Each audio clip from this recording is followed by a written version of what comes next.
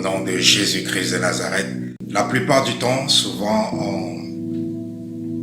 on se pose beaucoup de questions, surtout lorsque nous sommes fidèles à Dieu et nous faisons des requêtes à Dieu, nous présentons des demandes à Dieu. Et souvent, ces demandes, on a l'impression que ces demandes tardent à être répondues. On a l'impression que ces demandes tardent à être exaucées. Et souvent, la plupart du temps, nous pensons que Dieu n'a pas approuvé notre demande, ou on pense que Dieu n'a pas accepté, ou on pense que Dieu a refusé de nous donner selon notre demande ou selon notre requête. Mais il est très important de savoir quelque chose, c'est que le retard n'est pas toujours un indicatif du refus de Dieu. C'est pas parce que certaines choses retardent dans ta vie que tu vas te dire que peut-être Dieu a décidé de ne pas exaucer à ta prière, ou que Dieu a décidé de ne pas approuver ce dont tu lui as présenté. Et même dans la Bible, nous allons lire un passage très important pour essayer de démontrer que le temps de Dieu n'est pas le temps des êtres humains, parce que il est très important de savoir que Dieu reste Dieu et Dieu est souverain, et nous sommes des êtres humains. Et la Bible est claire que les voies de Dieu sont insondables. Qu'est-ce que ça veut dire que les voies de Dieu sont insondables? Ça veut dire que il est très très difficile de sonder les voies de Dieu. Il est très très difficile de déterminer les voies et moyens que Dieu utilisera pour intervenir dans nos vies. Dieu n'est pas un scientifique ou un mathématicien. Vous savez, les scientifiques et les mathématiciens, ils fonctionnent au travers des formules qu'ils ont déjà mises sur pied. Donc sans ces formules, ils ne peuvent faire aucune opération. Mais Dieu n'est pas un scientifique, Dieu n'est pas un physicien ou un mathématicien qui utilise des formules. Dieu n'a pas de formule. Il agit comme bon le semble, comme il veut, quand il veut, et sans demander l'avis de qui que ce soit. Et c'est pour ça que la Bible dit que Dieu est souverain. Donc il est important, en tant qu'enfant de Dieu ou en tant que personne qui veut recevoir quelque chose de Dieu, de savoir que Dieu est souverain, et la plupart du temps, il ne va pas agir de la manière dont nous attendons qu'il va agir. Certains souvent pensent que Dieu est en retard, ou que Dieu ne vient pas ou n'intervient pas à temps. Mais laisse-moi te dire, Dieu n'est jamais en retard, et Dieu ne sera jamais en retard. Dieu est toujours à temps. Mais la plupart du temps, ce que nous les êtres humains nous voyons comme le retard, au fait, aux yeux de Dieu, ce n'est pas un retard. Aux yeux de Dieu, c'est le temps que Dieu avait prédestiné pour intervenir, ou pour exaucer ta prière, ou pour te donner ce que tu voulais. Nous allons lire dans le livre de Jean chapitre 11 une histoire très particulière qui pourra encourager beaucoup d'entre vous et aussi vous faire comprendre la différence entre le temps de Dieu et le temps des hommes, la volonté de Dieu et la volonté des hommes. C'est vrai, le texte est un peu long, mais je me suis dit que nous devons le lire, même s'il est long, parce que la Bible est claire qu'au commencement était la parole. Donc, la plupart du temps, les chrétiens aujourd'hui, ils aiment écouter les prédicateurs, mais ils n'aiment pas lire la parole de Dieu. Mais ils ne savent pas que le plus important, c'est la parole de Dieu. Et le prédicateur ou la prêche vient après. Donc, nous allons lire dans Jean chapitre 11, à partir du verset 1, jusqu'au verset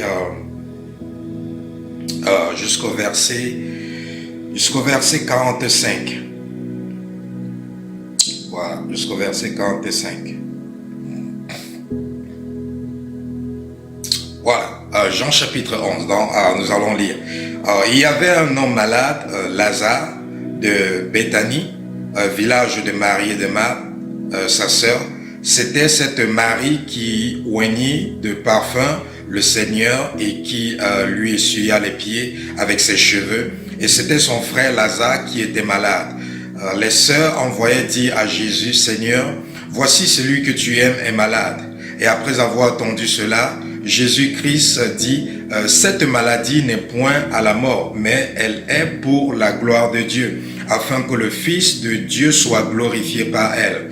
Or, Jésus aimait Marthe et sa sœur Lazare. Lors donc qu'il apprit que Lazare était malade, il resta 2 jours encore dans le lieu où il était. Et ensuite, il dit à ses disciples, retournons en Judée. Les disciples lui dirent, Rabbi, les Juifs tout récemment cherchaient à te lapider et tu retournes en Judée. Jésus répondit, n'y a-t-il pas 12 heures au jour? Si quelqu'un marche pendant le jour, il ne bronche point parce qu'il voit la lumière de ce monde. Mais si quelqu'un marche pendant la nuit, il bronche parce que la lumière n'est pas en lui. Après ces paroles, il dit, Lazare, notre ami, dort, mais je vais le réveiller. Alors que Lazare était mort. Verset 12, les disciples lui disent, Seigneur, s'il dort, s'il sera guéri. Jésus avait parlé de sa mort, mais il crut qu'il parlait de l'assoupissement du sommeil. Alors Jésus leur dit ouvertement, Lazare est mort, et à cause de vous, afin que vous croyiez, je me réjouis de ce que je n'étais pas là, mais nous allons vers lui. Verset 16, sur quoi Thomas, appelé Didyme, dit aux autres disciples, allons aussi afin de mourir avec lui. Jésus était arrivé et trouvait Lazare, était déjà depuis 4 jours dans le sépulcre. Et comme Béthanie était près de Jérusalem à 15 stades environ, beaucoup de Juifs étaient venus vers Marthe et Marie pour les consoler de la mort de leur frère. Lorsque Marthe apprit que Jésus arrivait, elle alla au-devant de lui, et tandis que Marie se tenait assise à la maison, Marthe dit à Jésus, « Seigneur, si tu eusses été ici, mon frère ne serait pas mort. Mais maintenant, je sais que ce que tu demanderas à Dieu, Dieu te l'accordera. » Jésus lui dit, « Ton frère ressuscitera. » Je sais, lui répondit Marthe, qu'il ressuscitera à la résurrection au dernier jour.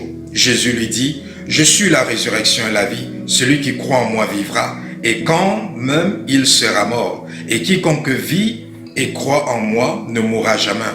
Crois-tu cela? » Elle dit, « Oui, Seigneur, je crois que tu es le Fils de Dieu qui devait venir dans le monde. » Ayant parlé ainsi, elle s'en alla, puis elle appela secrètement Marie, sa sœur, et lui dit, « Le Maître est ici, et il te demande. » Dès que Marie eut entendu, elle se leva promptement et elle alla vers lui.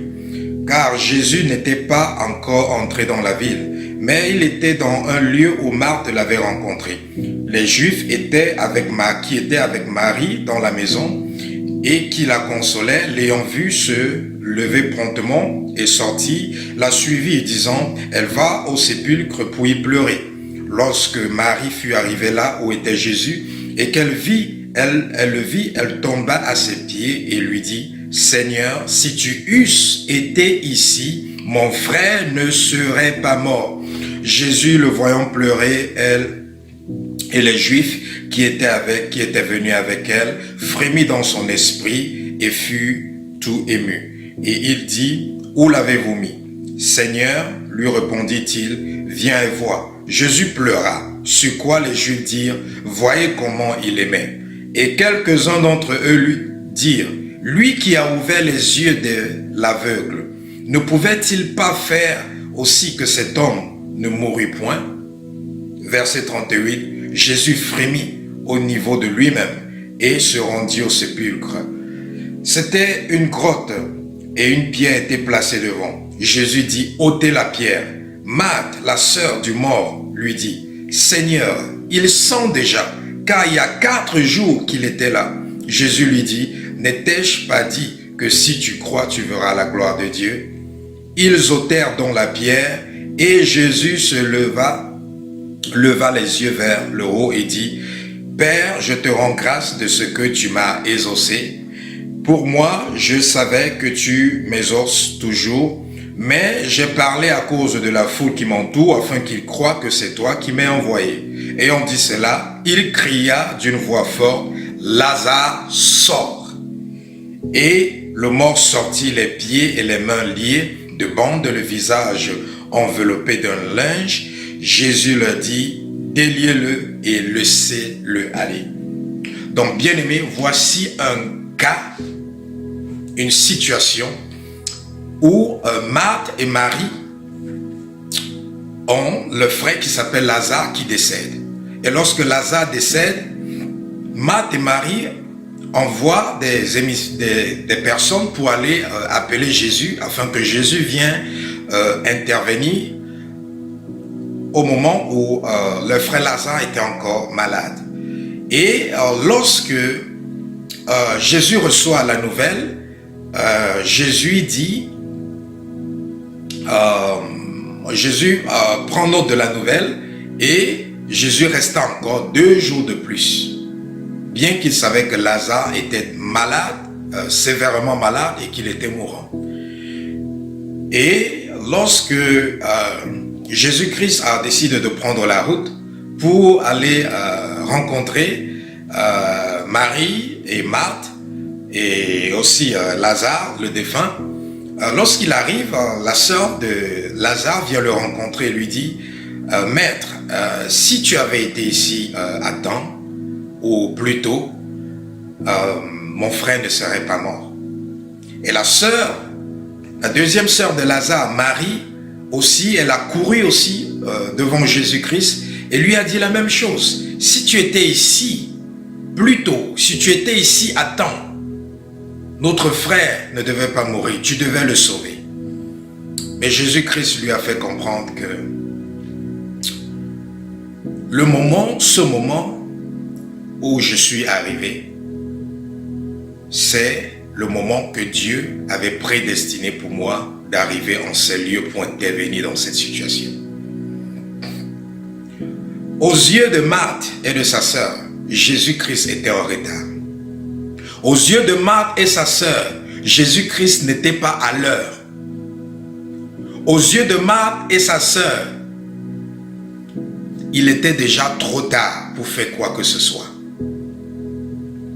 Mais Jésus-Christ les a fait comprendre que quand il est trop tard pour vous les êtres humains, c'est en ce moment qu'il est l'heure pour Dieu d'agir.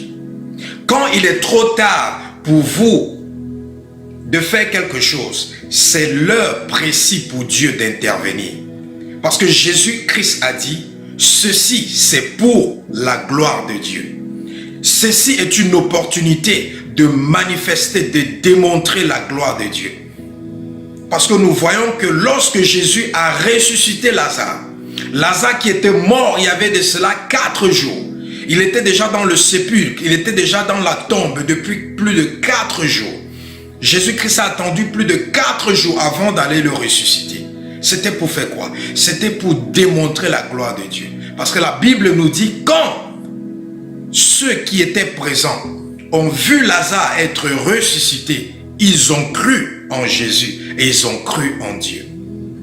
Donc bien aimé, il y a des situations dans ta vie que Dieu va permettre que cela dure afin de se glorifier le jour où il viendra intervenir.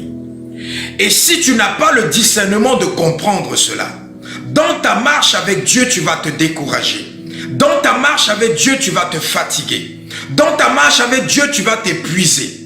Pourquoi? Parce que tu ne vas pas comprendre que le temps de Dieu n'est pas encore arrivé pour son intervention dans ma vie, dans ma situation, dans ma carrière, dans mon mariage, dans mon ministère, dans mes entreprises, dans mes projets.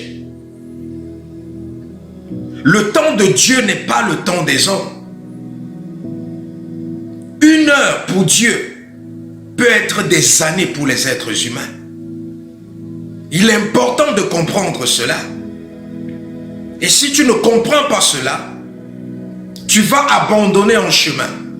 Si tu ne comprends pas cela, tu vas baisser les bras le jour où Dieu va s'apprêter à te visiter. Beaucoup de personnes ont marché avec Dieu. Beaucoup de personnes ont servi Dieu. Beaucoup de personnes sont restées fidèles à Dieu. Mais à cause des échéances de la vie, à cause des tribulations de la vie, à cause des difficultés de la vie, à cause des combats de la vie, à cause de l'humiliation, de la honte, ils ont cédé. Et le jour qu'ils ont cédé, la minute, la seconde qu'ils ont cédé, c'était la seconde où Dieu s'apprêtait à venir intervenir dans les situations et se glorifier d'une manière incroyable. Ce que tu traverses, bien-aimé, est une opportunité pour Dieu de se glorifier si tu agis bien. Les difficultés que tu traverses, l'adversité que tu as sur ton chemin, les obstacles que tu rencontres dans tes voies, les montagnes que tu vois sur ton chemin, si tu agis bien, tout cela seront les opportunités pour la gloire de Dieu de se manifester dans ta vie. Pour que le monde voie, croie et pour que toi, tu puisses en bénéficier. Pour Marthe et Marie, le frère était déjà mort. Mais pour Dieu, Lazare était encore vivant. C'est pour ça que Jésus-Christ a dit, ne t'ai-je pas dit que si tu crois, même étant mort, tu vivras? Jésus-Christ a dit à Marthe, je ne t'ai-je pas dit, si tu crois, même étant mort, tu vivras. Si tu crois en moi, même étant mort, tu vivras. C'est pour ça qu'un enfant de Dieu réel ne meurt jamais. Lorsqu'il ferme les yeux, on dit qu'il a rendu l'âme, mais on ne dit pas qu'il est mort. On dit qu'il s'est endormi. Ceux qui meurent, c'est ceux qui ne sont pas sauvés. Ils meurent pour aller dans la condamnation, en enfer. Mais un enfant de Dieu réel qui est sauvé, lorsqu'il meurt, il ne meurt pas, il s'endort. Et il transfère de ce monde pour le ciel. Donc, c'est pas parce que tu avais prévu initier beaucoup de choses. Et jusqu'aujourd'hui, ça a tardé. Tu avais prévu entreprendre plusieurs choses. Jusqu'aujourd'hui, ça a tardé. Tu avais prévu accomplir plusieurs choses. Jusqu'aujourd'hui, rien n'est fait. Ce n'est pas une raison pour toi de baisser les bras. Ce n'est pas une raison pour toi de te dire que Dieu a refusé ta demande. Ce n'est pas une raison pour toi de dire que Dieu n'a pas approuvé tes projets ou tes entreprises. Parce que souvent, Dieu va retarder les choses pour nous préparer. Souvent, Dieu va retarder les choses parce qu'il constate que nous ne sommes pas encore prêts. Selon notre intelligence ou notre conscience humaine, souvent on peut se dire qu'on est prêt pour recevoir certaines choses. Souvent on peut se dire qu'on est prêt pour gérer certaines choses.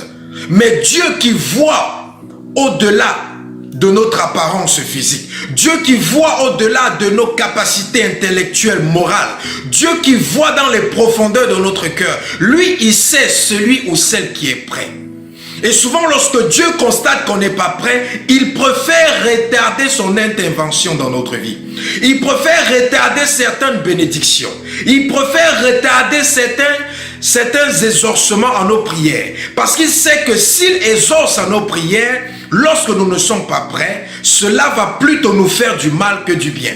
Parce que vous devez savoir, si quelqu'un reçoit quelque chose et qu'il n'est pas prêt à recevoir cette chose, qu'est-ce qui va se passer? Il va mal entretenir cette chose. Il va mal gérer cette chose.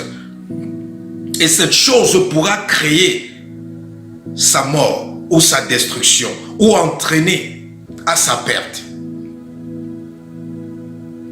Donc lorsque les choses sont bloquées dans ta vie, utilise ton discernement. pour questionner Dieu, pour examiner ta vie, pour examiner ta condition, afin de déterminer si la situation ou la condition dans laquelle tu te trouves est due au fait que tu n'es pas prêt, ou c'est dû au fait que Dieu n'a pas approuvé ce que tu attends de lui de réaliser dans ta vie. Parce que Satan va souvent manipuler nos pensées. Il va manipuler notre cœur. Il va manipuler notre esprit en nous faisant croire que Dieu n'est pas là. Parce que Dieu est silencieux. Mais laisse-moi te dire quelque chose. Le plus difficile dans la marche avec Dieu, ce n'est pas de prier, ce n'est pas de jeûner. Car il y a des personnes qui ne sont pas chrétiens, qui jeûnent plus que les chrétiens. Il y a des personnes qui ne sont pas chrétiens, qui prient plus que les chrétiens. N'allons pas loin, les musulmans prient 5 fois par jour. Ils prient plus que les chrétiens. Donc le plus difficile dans la marche avec Dieu, la marche avec Jésus, ce n'est pas la prière, ce n'est pas le jeûne, ce n'est pas ces sacrifices. Le plus difficile, c'est d'attendre le moment de Dieu. Attendre le temps de Dieu. C'est ça le plus difficile dans la marche chrétienne. Un jour, nous aurons l'opportunité où je vais vous parler que faire lorsque Dieu est silencieux dans ta vie. Que faire lorsque Dieu est silencieux? Parce que tu dois savoir que chaque chrétien doit traverser des périodes dans sa vie où Dieu sera silencieux. Et Dieu n'est pas toujours silencieux dans ta vie parce que tu as commis un péché. Non. Ou parce que tu es dans la désobéissance ou dans la rébellion. C'est vrai, il y a des cas où Dieu reste silencieux, où Dieu se replie, où Dieu se rabat sur lui-même, où Dieu prend un peu de distance avec toi à cause de ta désobéissance ou de la voie de la rébellion que tu as empruntée. Mais la plupart du temps, Dieu n'est pas silencieux à cause de la rébellion ou à cause du péché dans lequel tu vis. La plupart du temps, Dieu est souvent silencieux parce que le silence de Dieu, c'est un processus par lequel tout enfant de Dieu doit y passer afin de pouvoir recevoir ce que Dieu a prédestiné ou planifié pour lui. Parce qu'il y a le silence de Dieu, que Dieu permet à ce que tout le monde puisse passer au travers de cela. Et au travers de ce moment de silence, Dieu éprouve notre fidélité envers lui. Dieu éprouve notre cœur. Dieu éprouve nos motivations, nos aspirations. Dieu éprouve nos pensées. Dieu éprouve vraiment tout ce qui nous motive à faire ce que nous voulons faire. La Bible nous dit que Dieu, lorsqu'il a fait sortir le peuple d'Israël de l'Égypte, la Bible dit que Dieu les amena dans le désert afin de faire quoi? Afin d'éprouver leur cœur. Dieu ne peut pas te faire confiance s'il ne t'a pas éprouvé. Dieu ne peut pas te faire confiance parce qu'il t'a donné des dons spirituels. C'est pour ça que vous allez voir des chrétiens avec des dons spirituels très puissants, mais ils sont misérables. Vous allez voir des chrétiens avec des dons spirituels très puissants, mais ils sont pauvres.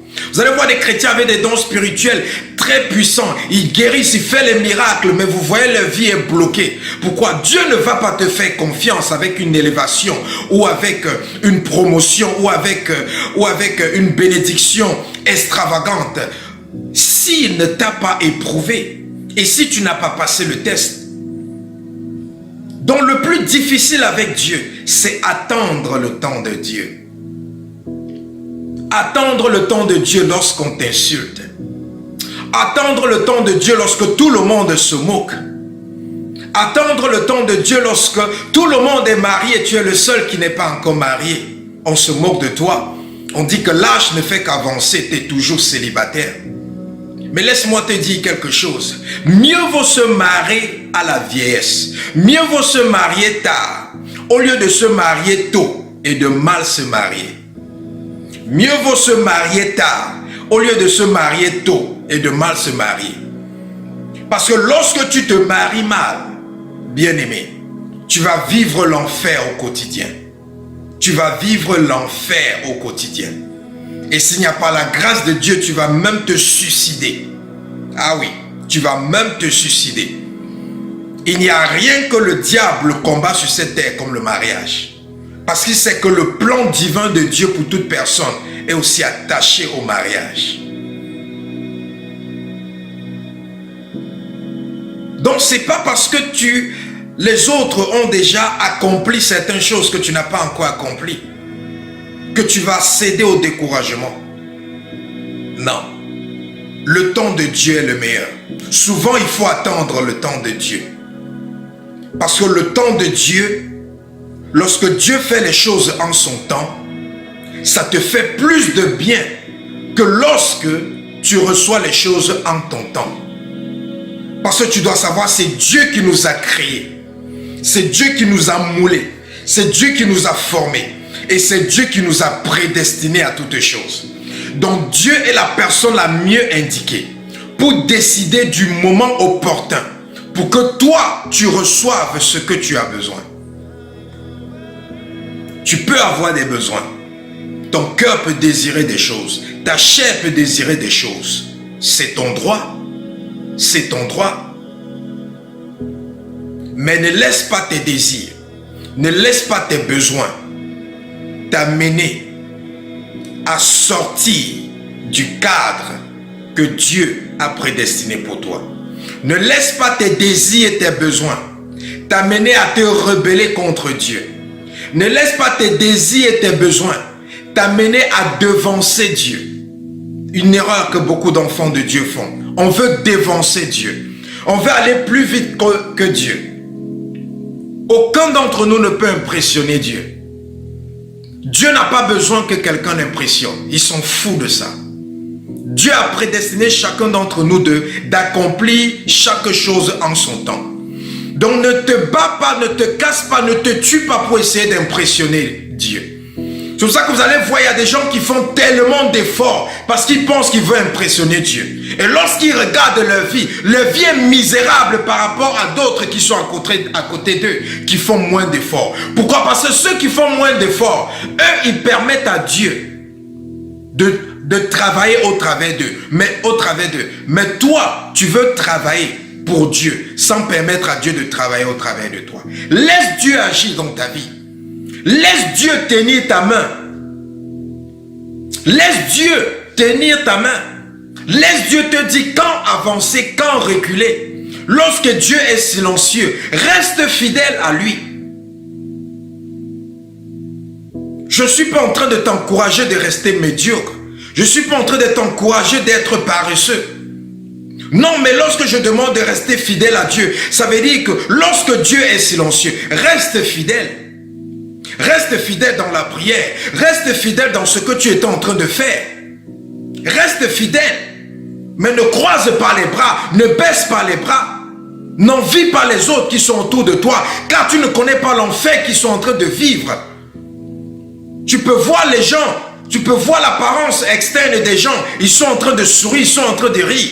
Comme aujourd'hui, tu peux aller dans les réseaux sociaux, tu vois tout le monde en train de sourire, tout le monde est présentable, tout le monde brille, tout le monde scintille. Mais bien aimé, ça ce n'est qu'un cliché. Ce n'est qu'un cliché de leur vie. Si tu veux connaître leur réalité, demande à Dieu de te montrer ces personnes lorsqu'ils sont dans leur chambre, seuls, enfermés. Qu'est-ce qu'ils sont en train de faire? La plupart de ces personnes sont en train de pleurer. Et c'est la raison pour laquelle ils passent la plupart de leur temps dans les réseaux sociaux. Pourquoi? Parce qu'ils sont à la recherche de quelque chose. Et il y a un vide en eux. Ils veulent combler ce vide. C'est pour ça qu'ils partent, ils sont tout le temps sur Internet, tout le temps dans les réseaux sociaux, parce qu'ils veulent combler ce vide. Il y a quelque chose qui manque dans leur vie. Mais toi, tu te limites à l'apparence externe que tu vois. Tu les vois scintiller, tu les envies. Mais tu ne sais pas que toi, tu as plus de paix dans ton cœur que eux. Tu ne sais pas que toi, tu dors paisiblement dans la nuit, mais eux, ils ont des insomnies. Tu ne sais pas que toi, tu dors paisiblement dans la nuit, mais eux, il y a des démons qui viennent les chicoter chaque nuit, qui viennent les abuser chaque nuit. Donc, bien aimé, ce n'est pas parce que les choses retardent que tu vas croire que Dieu a refusé, que Dieu a dit non. Le retard ne veut pas dire non. Le retard ne veut pas dire non. Le retard ne veut pas dire non. Le temps de Dieu est le meilleur. Regarde quelque chose. Lorsque tu lis la Bible c'est quoi? C'est un livre rempli de promesses. Quand tu lis la parole de Dieu, de Genèse à Apocalypse, qu'est-ce qu'on voit? Les promesses de Dieu. Les promesses de Dieu. Les promesses de Dieu. Et à chaque fois, Dieu va donner des conditions. Si tu fais ceci, je ferai ceci dans ta vie. Si tu fais ceci, je ferai cela dans ta vie. Si tu fais ceci, je ferai cela dans ta vie. Donc, il y a tellement de promesses que Dieu a fait à nous, les êtres humains, dans la Bible. Mais vous savez une chose? Dieu n'a jamais dit le temps que ça prendra pour une de ses promesses de s'accomplir. Même lorsque Jésus-Christ s'entretenait avec les 12 disciples, et les 12 disciples disaient, mais Jésus-Christ, quand est-ce que tu vas revenir? Quand est-ce que Dieu viendra juger la terre? Vous savez ce que Jésus-Christ les a répondu? Personne ne sait ce temps. Ce n'est que le Père qui est dans les cieux qui connaît ce temps. Dieu ne va jamais te dire le temps. Pourquoi? C'est son procédé, c'est sa manière d'agir, c'est sa manière de procéder. Il ne va jamais te dire le temps. Dieu va te faire des promesses, mais il ne te dira jamais le temps. Pourquoi? Parce que Dieu a dit dans sa parole, le juste vivra par la foi. Le juste vivra par la foi. Donc tout ce que tu dois obtenir de Dieu, ça doit être au travers de la foi. C'est pour ça que Dieu ne te dira pas le temps. Dieu te donnera des promesses par rapport à ta vie, par rapport à ton mariage, par rapport à tes entreprises, par rapport à ton ministère.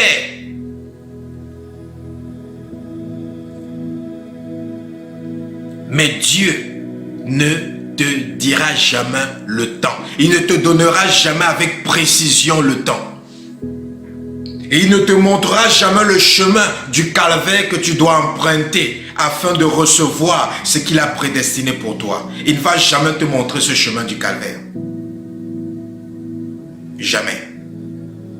Pourquoi? Parce que s'il te montre ça, tu vas te détourner. Tu vas refuser. Si on avait montré à Joseph le chemin qu'il devait traverser afin de devenir premier ministre, je suis sûr qu'il aurait dit à Dieu, Seigneur, change ma destinée. Et prenons un exemple. La seule personne à qui Dieu a montré le chemin de son calvaire, le chemin pour accomplir sa destinée, c'était Jésus-Christ. Qu'est-ce qui s'est passé avec Jésus-Christ lorsqu'il était au jardin de Gethsémani? Qu'est-ce qui s'est passé? Jésus-Christ s'est retrouvé dans des moments de faiblesse. Au point où il a dit, Seigneur, peux-tu ôter de moi cette coupe du jugement? Pourquoi Jésus-Christ a demandé à Dieu de ôter de lui cette coupe? Parce que Jésus-Christ a vu le chemin du calvaire qu'il était supposé emprunter afin de sauver le monde. Et ça lui a rendu faible. Si Jésus-Christ s'est senti faible, parce que Dieu lui a montré le chemin du calvaire qu'il devait emprunter, au point où Jésus-Christ a demandé à Dieu de changer le chemin de sa destinée. Il a fallu que Dieu envoie les anges pour fortifier Jésus. La Bible dit que les anges sont descendus du ciel. Ils ont fortifié Jésus. Et Jésus a changé son langage. Il a dit, Seigneur, pas ma volonté, mais ta volonté. Pourquoi? Parce qu'il avait déjà été fortifié. Un jour, je vais vous parler de comment vaincre toutes les faiblesses. Parce que chaque être humain a des moments de faiblesse et a des faiblesses personnelles. Même Jésus-Christ s'est retrouvé faible dans le jardin de Gethsémani. Ça, c'est un autre enseignement. Donc si Jésus-Christ a vu le chemin du calvaire qu'il devait emprunter et ça lui a fait mal, il a demandé à Dieu, Seigneur, change. Combien de fois plus forte raison, toi qui es être humain, si Dieu te montre le chemin de ton calvaire, tu vas dire non à Dieu. Tu vas dire, Seigneur, garde tes bénédictions, je préfère vivre ma vie misérable. Donc tout ce que Dieu fait, c'est pour ton bien. C'est pour ça que Dieu ne te montrera pas le chemin qu'il va emprunter. Dieu ne te dira pas à quelle heure il va agir pour tester ta fidélité. Dieu ne te montrera pas le chemin que tu dois emprunter afin que tu ne puisses pas te retrouver faible dans les moments de faiblesse. Dieu ne te dira pas le temps qu'il doit agir afin que tu puisses apprendre à rester fidèle et à marcher par la foi. Dieu te donnera seulement la promesse. Il te montrera la fin, mais il ne te montrera jamais le chemin pour y arriver. Donc c'est à toi de rester patient. C'est à toi de croire, de t'attacher à la promesse, d'attacher les promesses de Dieu dans ton cœur, de confesser ses promesses chaque jour et de continuer à faire ce que Dieu te met à cœur de faire jusqu'à ce que tu obtiens ce que tu veux obtenir. C'est ça le secret. Continue à faire ce que Dieu te met à cœur de faire. Continue à faire le bien. Continue à marcher selon les voies de Dieu. Continue à servir Dieu. Continue à rester fidèle à Dieu. Quelles que soient les insultes, quelle que soit la honte, quel que soit ce qu'on dit sur toi à gauche à droite, continue à faire ce que Dieu te demande de faire. Au moment opportun, il va intervenir. Et lorsqu'il va intervenir, tu seras un sujet de gloire. Tu seras un sujet de gloire. Tu seras un instrument puissant pour manifester la puissance, la gloire, la révérence, la grandeur de Dieu dans le monde entier. Donc bien-aimé, je vais prier pour toi. Seigneur, je prie au nom de Jésus-Christ pour toute personne qui m'écoute en ce moment. Au nom de Jésus-Christ, quel que soit ce qu'il traverse, Seigneur, je prie par la puissance de ton Esprit Saint que tu les touches maintenant, que tu les fortifies, que tu les encourages, que tu renouvelles leur motivation. Au nom de Jésus-Christ, je prends autorité sur toute influence du monde des ténèbres dans tes pensées pour t'empêcher d'attendre le temps de Dieu, pour t'empêcher de rester patient, pour t'empêcher de t'accrocher à la promesse. Je brise cela au nom de Jésus-Christ. Je renverse toute hauteur qui était élevée dans ta vie par le monde des ténèbres pour t'empêcher de voir ce que Dieu veut accomplir dans ta vie. Je détruis toute forteresse qui était érigée par le monde des ténèbres pour te décourager, pour te maintenir sur place, pour te bloquer. Au nom de Jésus-Christ de Nazareth, toute proclamation, tout décret qui était fait sur ta vie, toute parole négative qui a été relâchée pour te maintenir dans la médiocrité, dans l'échec, dans l'imbécilité, je revoque cela par le sang de Jésus. J'annule ces paroles, j'annule ces décrets, je les efface au nom de Jésus-Christ de Nazareth. Je décrète et je déclare que la puissance du Saint-Esprit investit ton cœur, investit ton esprit, investit ton pensée, que le système de tes pensées soit renouvelé, soit transformé, que tu deviens un bulldozer, que tu deviens un monument dans le royaume des cieux, dans la maison de Dieu. Que rien ne puisse te renverser, qu'aucune tempête, qu'aucune intempérie,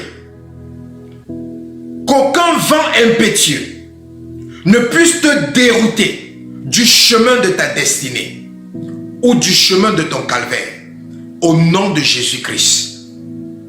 Et que le vent du Saint-Esprit disperse sur ton chemin toute mauvaise compagnie que l'ennemi va envoyer pour te divertir, pour te déconcentrer, ou pour te détourner de l'attente de Dieu, ou pour te détourner du plan que Dieu a prédestiné pour toi. Au nom de Jésus-Christ de Nazareth, je prie que le plan parfait de Dieu, en cette fin d'année, soit plus chaud que jamais dans ton cœur, dans tes pensées, dans ton esprit, et que tu sois encouragé plus que jamais, que tu sois déterminé plus que jamais à surmonter toute adversité, à vaincre tout obstacle, à planir toute montagne, et à détruire toute barrière sur ton chemin et à briser toute limitation au-dessus de ta vie, de ta famille, de ta progéniture. Au nom de Jésus-Christ de Nazareth. Bien-aimé, que le Seigneur te bénisse. Au nom de Jésus-Christ, quel que soit ce que tu traverses, ne te fatigue pas, ne te décourage pas. Les beaux jours sont à venir, les beaux jours sont à venir, les meilleurs jours sont à venir. Tout ce que tu traverses aujourd'hui, ce ne sont que des pages avec lesquelles on va écrire ton histoire ou les pages avec lesquelles ton histoire sera divulguée ou partagée dans le monde entier dans les jours à venir pour pouvoir édifier les autres, pour pouvoir fortifier les autres et encourager les autres qui traverseront les mêmes choses que tu es en train de traverser en ce moment. Donc, bien-aimé, tiens bon, le Seigneur est là. Même si tu ne l'écoutes pas, même si tu ne le ressens pas, la Bible n'a pas dit que le juste vivra par ce qu'il voit. La Bible n'a pas dit que le juste vivra par ce qu'il ressent. La Bible n'a pas dit que le juste vivra par ce qu'il écoute. La Bible a dit que le juste vivra par la foi. Donc, lis ta parole, lis la parole de Dieu et aie la foi en cette parole et reste patient jusqu'à ce que la promesse s'accomplisse. Que Dieu te bénisse. Shalom.